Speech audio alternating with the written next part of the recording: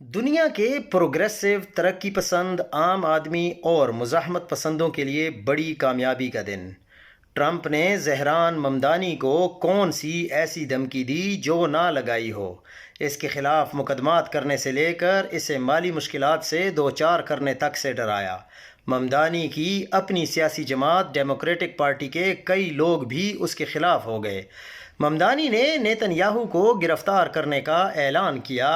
امریکہ کے 26 کھرب پتی لوگ $22 ملین لے کر ممدانی کو الیکشن ہرانے کے لیے میدان میں آئے، لیکن ٹرمپ سے لے کر امریکی اشرافیہ اور اسٹیٹس کو تک سب ناکام ہو گئے، اور آج زہران ممدانی نیو یارک کا ایک صدی میں پہلا 34 سالہ پہلا مسلمان اور پہلا جنوبی ایشین میئر منتخب ہو گیا ہے۔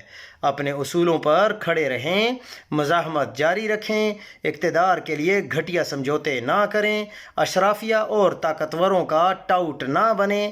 آج نہیں تو کل آپ کی جیت یقیناً ہوگی۔